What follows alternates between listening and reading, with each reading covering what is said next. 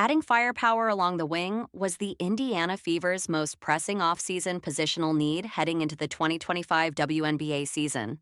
Indiana's front office did an extraordinary job addressing it, signing former WNBA champions and bona fide veterans Natasha Howard and DeWanna Bonner. And the Fever didn't limit themselves to free agency when bolstering their wing depth, as they also completed a trade that brought former Phoenix Mercury standout Sophie Cunningham to their team, who averaged 8.9 points and shot 37.8% from three-point range with the Mercury in 2024. Cunningham has made it very clear that she has wanted to team up with Fever star guard Caitlin-Clark, and now her wish has been granted in Clark's second season of professional basketball. On March 11th, Cunningham made her first trip to the Fever's Gainbridge Fieldhouse ahead of what's expected to be her introductory press conference. And the Fever's social media team posted a video of her walking around the team's locker room for the first time, which included her getting to glimpse her new jersey. "Oh gosh, this is the first time I've seen my jersey," Cunningham can be heard saying in the video. "I love this," she added. She then turned to the camera with a huge smile and said, "It's like I'm a rookie all over again." It's cool to see how genuinely excited Cunningham is to be playing in Indiana, where she has immediately become a key piece for a team that's expected to contend for a 2025 WNBA championship. Caitlin-Clark's recent interview with NFL legend Eli Manning has raised eyebrows across multiple sports, but none more so than her close friend and Indiana Fever teammate Lexi Hull. Manning posted a short clip of the show where Clark was taking a putt, and if she missed, she would have to answer a tough question from Manning. She did miss, meaning she had to reveal which of her Fever teammates is the least likely to pick up the check after a meal. Perhaps looking to play it safe, Clark chose Hull, arguably her closest friend in the Fever dressing room. Hull obviously saw the video and took personal offense to being chosen, meaning Clark shouldn't expect an invite to dinner anytime soon. Whilst teammates may be one thing, Clark has been making sure not to upset everyone around her recently. While attending the NCAA Women's Big Ten tournament at Gainbridge Fieldhouse in Indianapolis to support her alma mater, Clark took a moment to interact with the Hawkeyes cheer squad. But before heading into the arena tunnel, she paused to hand a friendship bracelet to a young girl standing courtside. The simple exchange was captured on video and quickly made its way across social media.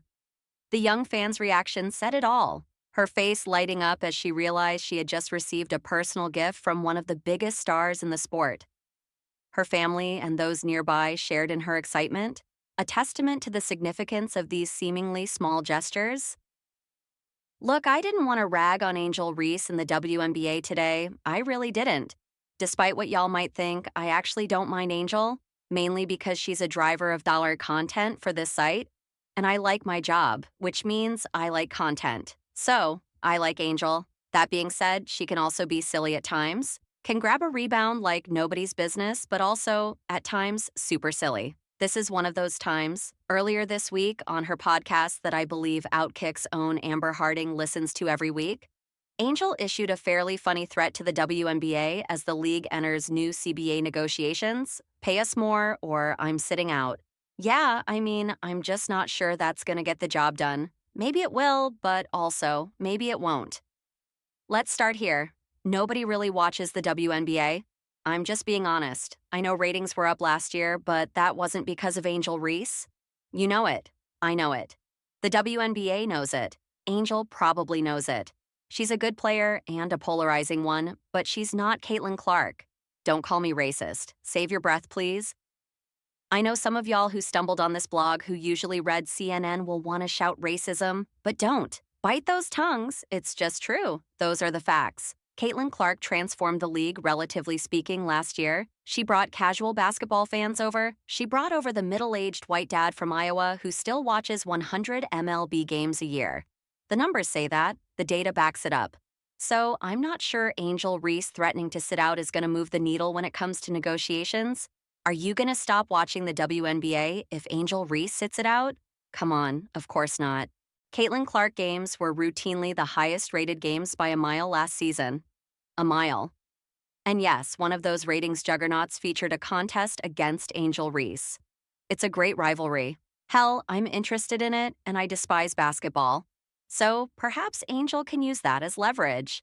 But again, unless Clark issues a similar threat, I just feel like it will all fall on deaf ears. If she says she ain't playing until they start paying everyone more money, then the WNBA has a problem. Clark somehow brought 1.2 million viewers to some channel called Ion last summer for a regular season game. Ion. Do you know what Ion is? Where it is? How to find it? Of course not. But somehow, over 1 million figured it out last August for a Fever Mercury game. That's a bargaining chip. You want to get paid? Bring those numbers to the table and threaten to take your ball and go home. I'm all about athletes getting paid, but let's not be silly about it. What if I told you that 2 years after Victor Wembanyama's arrival in the NBA, there's another French phenom with ridiculous upside who is poised to change basketball? Dominique Manga is a 19-year-old 6'6" center from France with game-breaking potential. Her ability to alter time and space on either end with her length, explosiveness, and budding star power makes her one of the most tantalizing draft prospects in recent memory. Even more so when you consider how the WNBA game is evolving. In recent seasons, the league has undergone a shift similar to the NBA, where the three-point boom has injected the game with more shooting, space, and tempo. Double big lineups are harder to keep on the court, and guards have increasingly come to define the style of play. In turn, the center position, with all of its rules and requirements, has also shifted, perhaps more than any other archetype in the game. Today's centers have to be efficient and make decisions with the ball in their hands. They have to be able to guard their position and thrive defending in multiple pick-and-roll coverages. They have to be a deterrent at the rim. They need to be highly versatile and/or force opponents to change lineups and philosophies because they're on the floor. In short, they need to look more like Manga. The multi-talented French center is projected to be a top 4 pick in April's WNBA draft. Like Anthony Davis and Jaren Jackson Jr. in the NBA, Manga enters the league with a rare combination of athleticism, skill, and, of course, potential. In terms of upside, Manga could become not only the best player in this year's draft class, but also one of the best in the world, full stop. Here's an in-depth breakdown of what makes her so special and how her still-developing game might translate to the next level. Every hyped prospect has a legendary moment that propels them from relative obscurity into the ether of the hoops world. Malanga's was a 2022 viral video of her dunking in a practice gym when she was just 16 years old and already a sprawling 6'6". In the years since, she has continued to complement her eye-popping length and athleticism with a growing feel for the game and consistent, terrific basketball in the Ligue Féminine de Basketball, one of the best pro leagues in the world. Malanga's ability to throw it down, which she sometimes pulls off in games, understandably garners the most acclaim. But it's not that she dunks that captivates me so much as how. There's an ease and fluidity to her game that's extremely rare. It's one thing to be tall, it's another to be tall and coordinated. And Malanga's fluidity, which I'd consider her most impressive attribute, is what separates her as a prospect. No play is seared deeper into my hippocampus than this one from an international exhibition in June 2024 between France and Finland.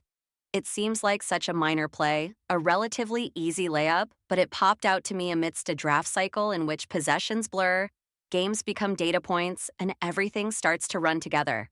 Watch this play back and really sink into it. At 6'6", Manga flips in and out of this screen with a fluidity we frankly don't see in players her size. Look how explosive she is headed toward the basket and how comfortable and confident she is putting the ball on the deck. Manga plays with an air of assuredness. She doesn't pause or hesitate. And the icing on the cake is the back tap on the board after the lay-in. Simple but glorious. Part of the reason this play stands out is because the W is going through its own offensive revolution, spurred on by the shift toward NBA pace and space principles.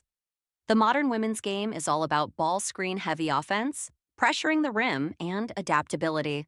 Just look at the most recent WNBA Finals matchup between New York and Minnesota, two very deep, switchy teams that thrive on skill and playmaking. You watch Manga switch with ease, operate well in guard-driven offenses, and flash her own budding skills.